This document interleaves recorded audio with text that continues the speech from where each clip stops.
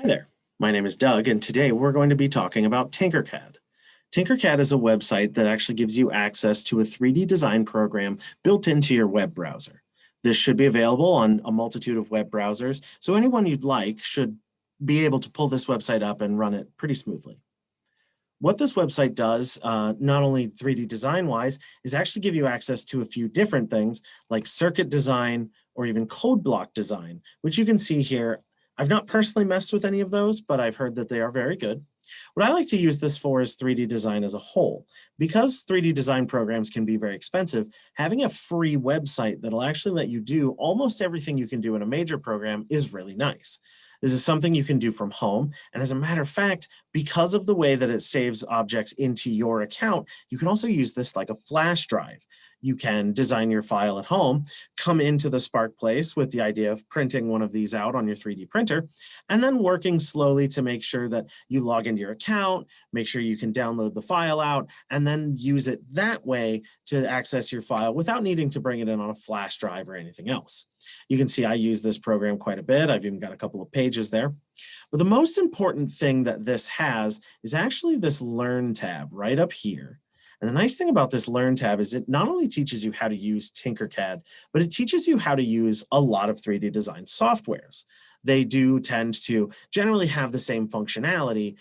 This one's just designed for a web browser. So you can see right here in the Starters tab on the Learn How to Tinker, it goes through a few little lessons, and you can always click the See All here to make sure you can see everything that it wants to teach you. And it goes through some lessons on how to use it, things like placing an object, how to view it, move it around, rotate it, group it, so on and so forth. The nice thing about this that we recommend is not just the starters, but the lessons that it can teach you.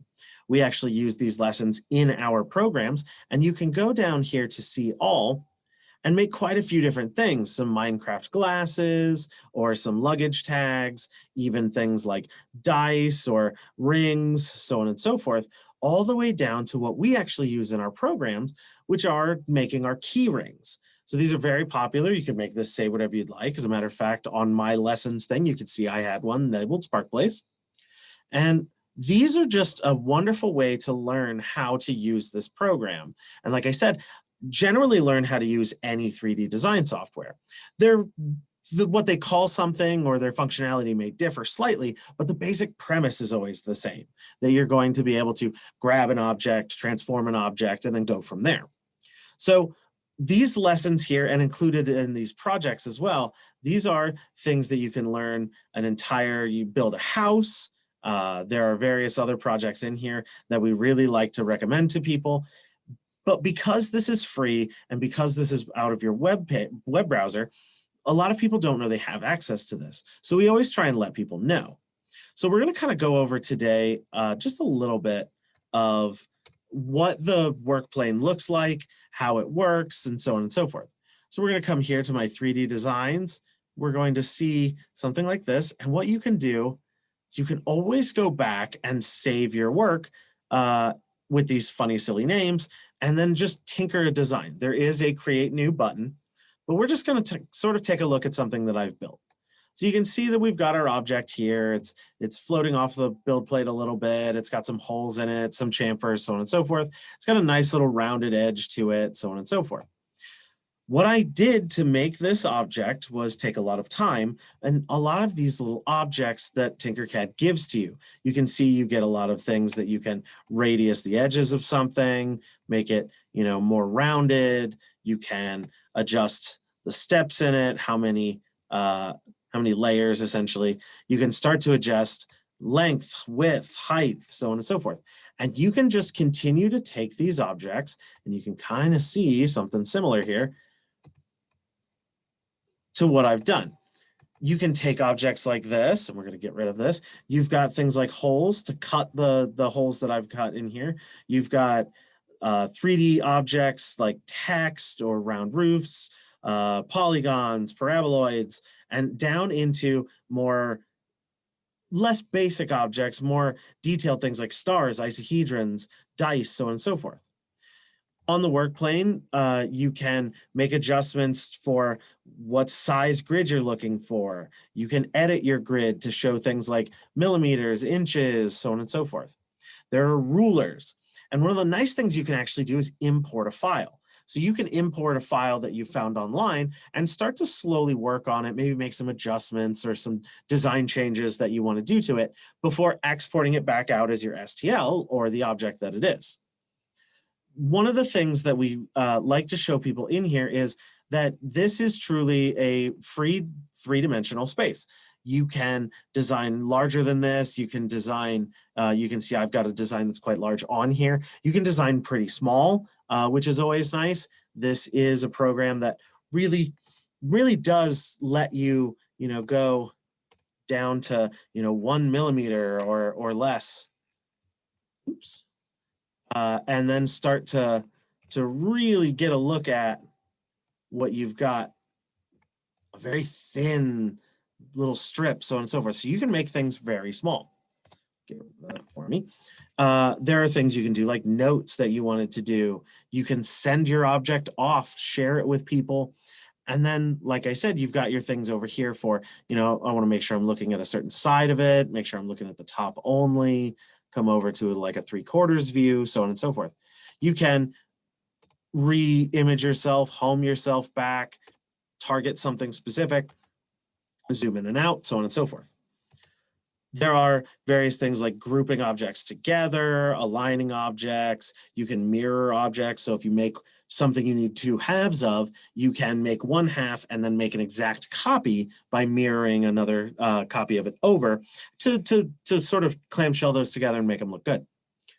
So this is something that we suggest to a lot of people. We oftentimes tell people this is probably something that you can work from home, and you can bring your files in and then we can try and 3D print them.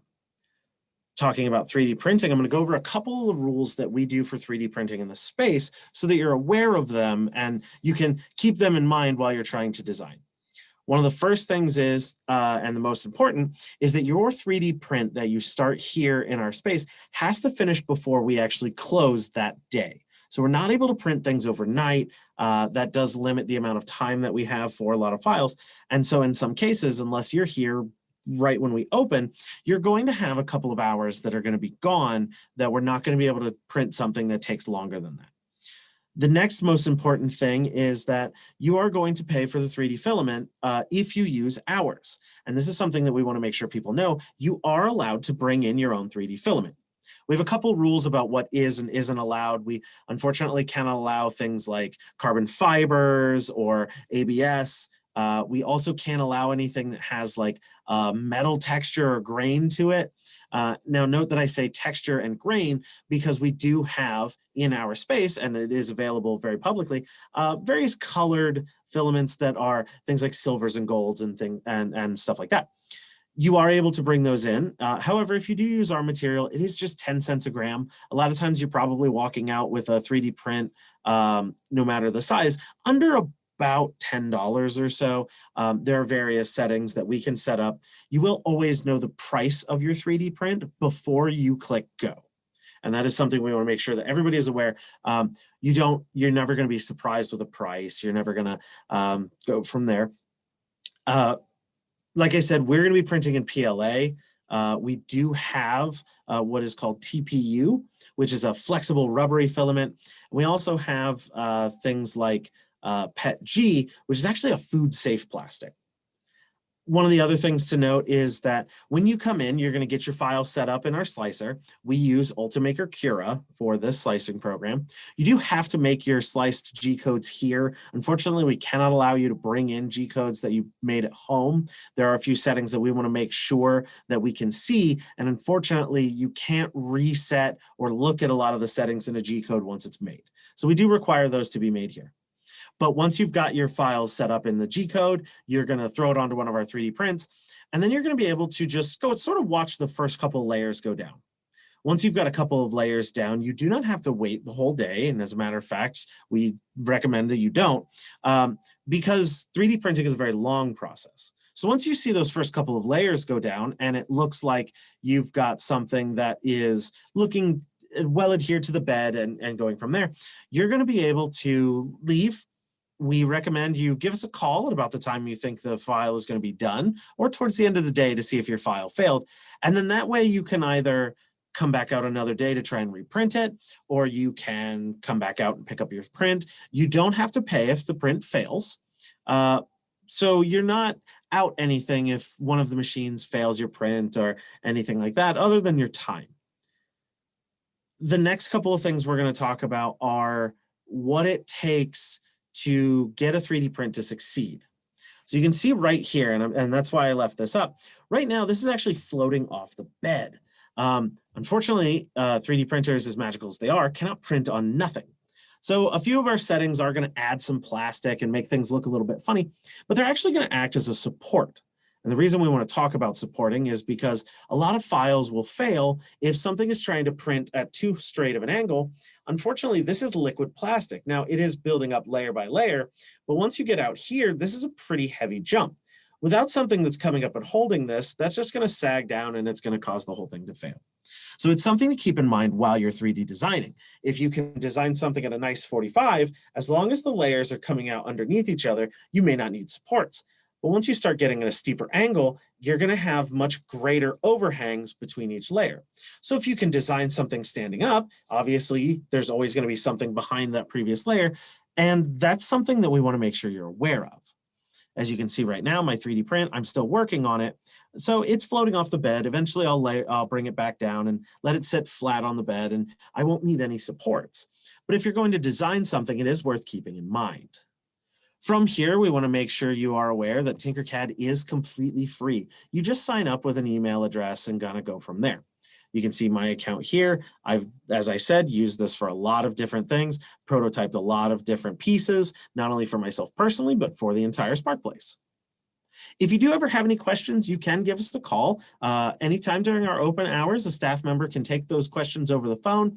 And as long as we're not too busy, if you're here, we can also try and answer the questions you have in person. If you are interested in Tinkercad, I recommend giving it a look. There are a ton of things that you can do, not only in its lessons tab, but YouTube video tutorials and things like that we also recommend, because we like to see people try to push their limits and really start working on stuff from there. Like I said, my name is Doug, and I really hope that Tinkercad will get you some experience in 3D design and maybe even let you create something you didn't think was possible at home. Like I said, if you have any questions, give us a call, and we will see you soon. Thank you.